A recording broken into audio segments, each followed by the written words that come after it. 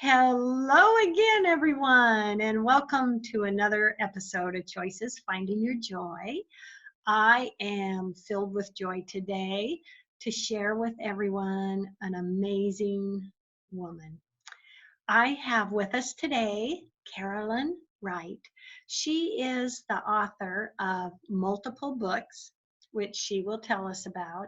She also will inspire us with words and information about life changes that she has gone through. I am so happy to have you on the show today, Carolyn. Welcome. Thank you so much for having me. It's great to be here. Wow, I love it. And I have to say, I love that you're a fellow Washington State girl. Oh, Yes. I was tickled by that. Well, please begin with sharing your background with everyone and really what brought you to where you are today. Oh, well, so many things. I'm very lucky. Well, let's say, I guess I went to college in Paris, where I studied comparative literature, and then I went to culinary school there. And then I decided to go, yeah, so culinary school was kind of meant as the subject that I was to write about. I didn't realize that I turned out to be like equal parts cook and writer, um, which was very exciting to find that about myself. And then I started to work for Martha Stewart. I worked for a magazine called Everyday Food. So that landed me in the world of food editorial. And then, like, fast forward nearly a decade, and I ended up with a kid, then two kids, and a cookbook career, which is what I really wanted when I was at home with my two young sons. And then we moved to Seattle about 4 years ago. And then just a year into living here, just we had found our home and we were renovating a 1906 home. I had just handed in my third cookbook called Catalan Food, and traveled to Spain and done all this crazy business and started to have headaches. And those headaches turned out to be actually a very large brain tumor in the frontal lobe of my brain. And so obviously that just threw, like, I have a whole new life that started from that moment. And I was given, so the headaches turned in was actually a tumor. The tumor was actually cancer. And actually the one of the worst cancers, brain cancers that you can have, called a glioblastoma. Very atypical. I was a very atypical case. And I continue to be because it's 3 years later and I was given a year to live. So I'm very happy to be here and to be here with you too. This is so Yes. great. Oh my gosh, that's amazing. What changes did you step into when you got that information? I mean, share with us what you believe really helped you to conquer this and be who you are today. Well, you know, it's so hopeless, the diagnosis that I was given. Literally, all the statistics point to certain death. So I was really working hard to build hope for myself, by really listening to my body and shutting off as much of the noise outside myself. Mostly, I was asking myself questions of why, not in a punishing way, but just wondering what imbalances existed in my life in order to create, or because other 32-year-olds at the time, probably had cancer cells in their bodies, but their bodies were functioning in such a way that they didn't manifest or get out of hand. So I was wondering what my role in that was and what I could do, and I believed that there were things that I could do to change my fate. I don't know, whatever, but my diagnosis, my prognosis. Um, so I decided to cut all of the foods that I examined my diet, because that's what cooks do. They like look at food first, I guess. And so I changed the way I ate, oriented it entirely to an anti-inflammatory, sort of alkaline, gentle, very gentle diet, because my logic is whether or not it helped with the cancer itself. I had no idea to know that, but more, I wanted to give my body the tools it needed to use these other tools that I was giving it, the chemo and the radiation. I was already asking it to do so much that, like, why would I ask it to digest like sugar or wheat or a potato if someone told me that it might be tough, you know? Yes. So I just tried to live as gently as possible. And I really had a beautiful community that surrounded me.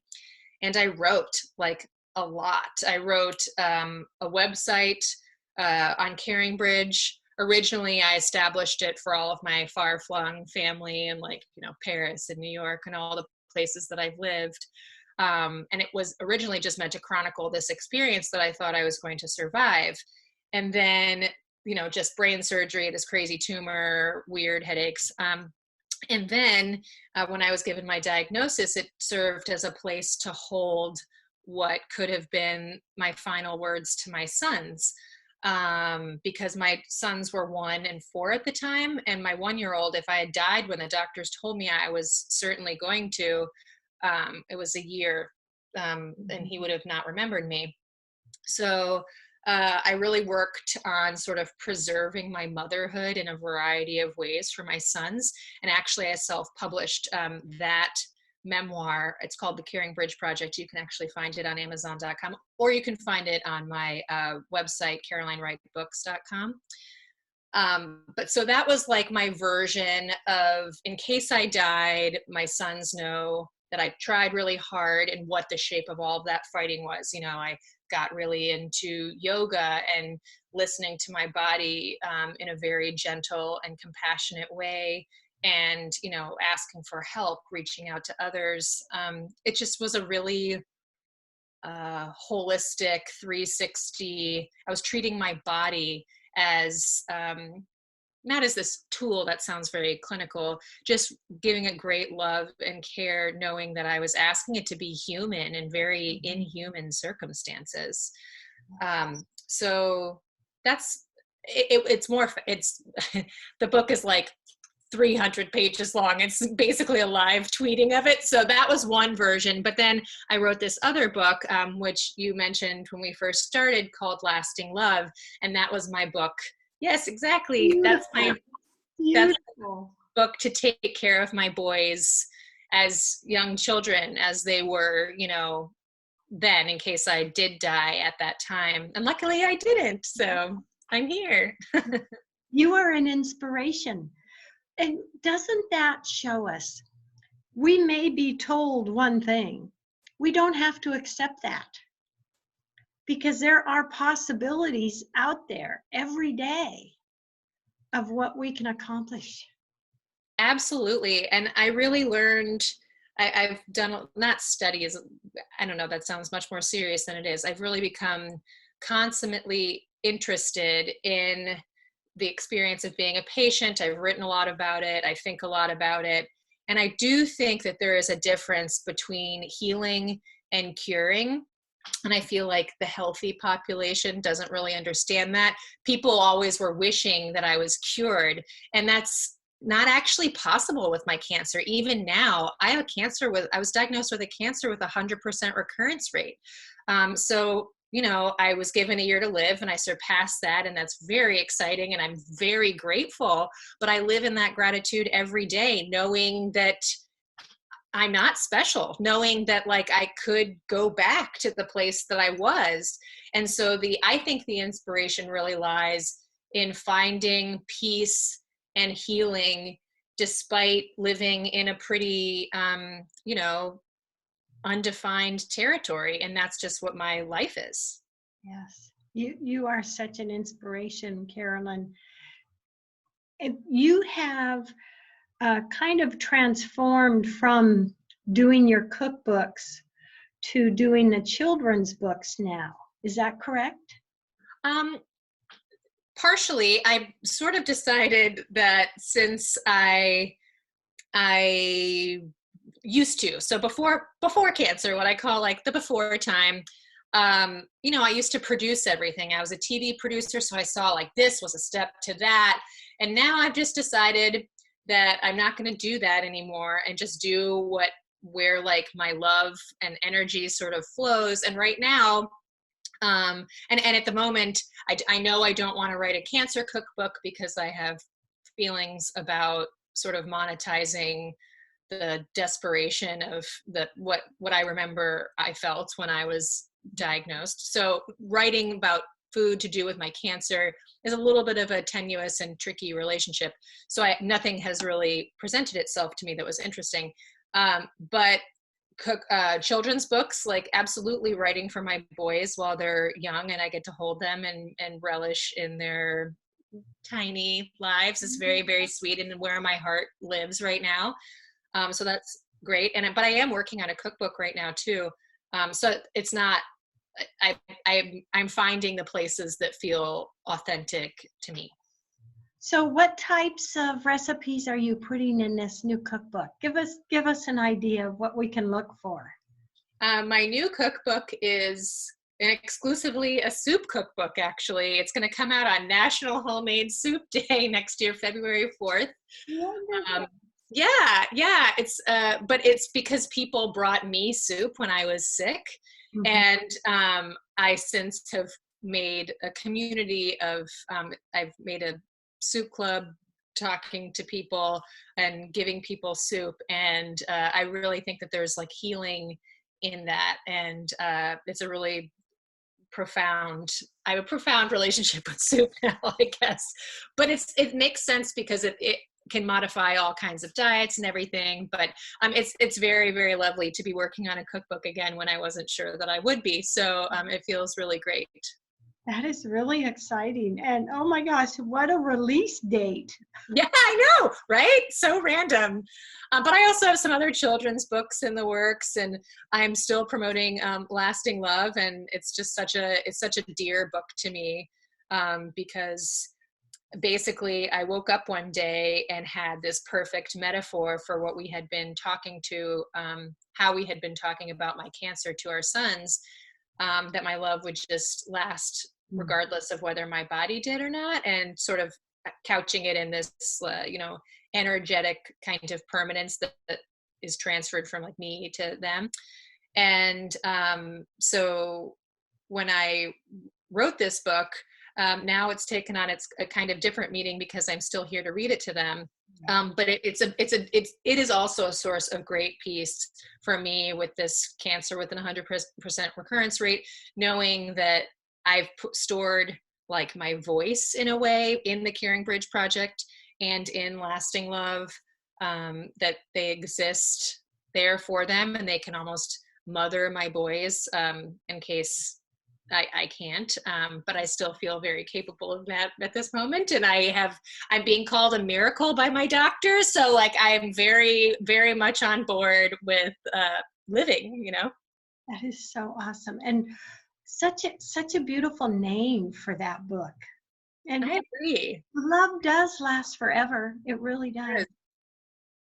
Well, and as the mom who was facing death, what I was really,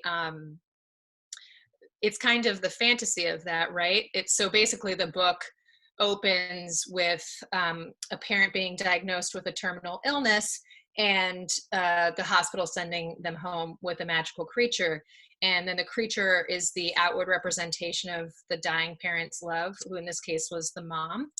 And then the creature and the son, they do things together, the same things I do with my sons, cook, pick flowers, paint pictures, things like that. And then halfway through, the mother dies. And then and in the beginning, it's like the mother, the creature, and the son are doing them. And then halfway through, the mother dies. And then it's just the creature and the son that do all those things. And so it becomes like a shifting metaphor to like grief and how you hold someone's memory. And for me, as the dying mom, it made me feel, it represented what I hoped for them, which is like they would keep me in a present way in their experiences of their lives. Like, they get a bad grade or, they get married or whatever. And I want them to feel like my love, like the version of them that they held onto is there. So Yes, yes. yeah. Tell us a few of the other themes of your other children's books as well. Yeah, so I have another one called Charlie the Cook. It's not widely available, but it is basically my autobiography. It's a book I self-published actually while I was sick. I happened to be working on that project when I got ill, and otherwise, those are the only two. I'm pitching a number right now, all revolving around like well, the kind of in the two camps that I write about otherwise. I write about food and I write about my life story, illness kind of thing. Mhm. So they're sort of hovering around those two topics. Yes, yes. And it sounds like you have a passion for food and cooking. You have a passion for your writing. And that does so much for us, doesn't it, to follow our passion and do those things, doesn't it? Well, I feel like actually food and writing have a really strong similarity of community, right? So I feel like expressing myself through food, gathering people together, it's creating a narrative. It's sharing a part of myself with them in a similar way that my writing, it becomes part of someone. When you read a piece of writing, it like changes your thinking, or I'm really blessed and honored to be this person now who tells my story, and showing my story in its rawest form and expressing it in a way that people seem to identify with it has meant that people connect with a very vulnerable part of me, but they bring their most vulnerable part of them to it. And sometimes it empowers them to think differently about the choices that are in front of them, even when they think they might not have any. Lasting love also has connected me to a community. I'm very passionate about helping parents find the words of how to talk to their kids when facing death or illness.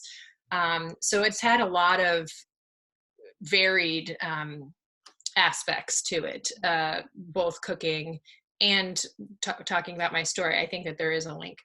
Yes, yes. And your story and your messages really truly are, affecting people, and I would think in some instances just really giving them hope and love, and just being able to share, what you've gone through.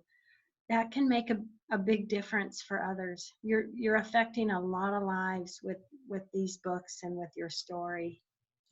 Well, thank you. I hope that people, because the hardest thing I think when you get diagnosed with something for the whole family, it has a ripple effect, right? I just think that it is hopeless. And I luckily am fortunate to have, I had the support, I had the energy, because I was 32 when I was diagnosed, and so and otherwise completely healthy, and I had the reasons to fight. I have this beautiful family, and all the things. And I feel like if you're not as lucky as I was, I can only imagine how difficult it is for a lot of people, because I had a pretty grim diagnosis, but I had all the other things in my favor.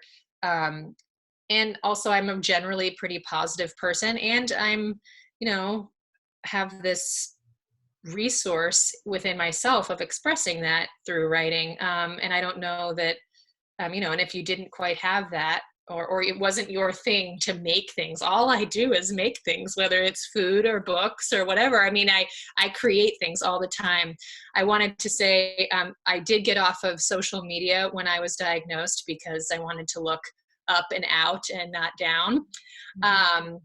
So now what I do is I write a newsletter, and I connect with people that way. I hear from all kinds of new people who tell me their stories, and I love to hear in response to mine. It's like, I think of it as like a really beautiful dialogue. So if people want to find that, it's on my CarolineWrightBooks.com website, there's a place to sign up there, and I love hearing from people. I love that. I love that. So they can go to CarolineWright.com and sign Caroline, yep, CarolineWrightBooks.com. Yeah, because CarolineWright.com, it's a very common name. Oh, wow. You really are an inspiration, Carolyn. You really are. With about 5 minutes left in the show, what last thoughts do you want to leave with everyone today? Well, I think it's really important that when you're diagnosed with something crazy, or you know someone who's being diagnosed, to continue to find ways to be yourself through the process, because that's where hope lives. And you're often being reduced to a sack of cells, or you're being reminded that you're having these chemicals pumped into you. It can be pretty distancing from feeling like a person. And I like to tell people that, you know, you're still you, and that if you lose that, then that's what makes it harder to fight. Is keeping yourself in it is really the way through. And there is a way through. Even if it's not for curing, there is a way through to healing. Yes, yes. And just hanging on to and keeping yourself. That's a beautiful message. It really is. And for you, one of your things was to continue to write, wasn't it?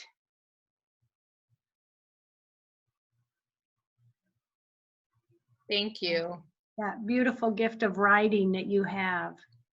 So tell us, what do you see with your writing? You're working on a cookbook now. Do you think you're going to go more into the cookbook trend, or kind of continue with children's books as well? I think I'm willing to tell any aspect of my story. I'm willing to do whatever feels right in terms of connecting with readers and other storytellers. Yes, yes.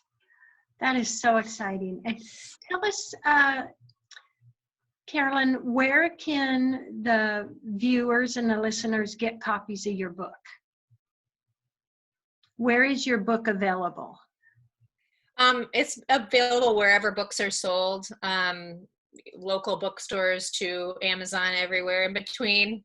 So you can find it out there, and you can find links, like I said, on CarolineWrightBooks.com. Yeah, it's out there. Fantastic. I love it. I love it.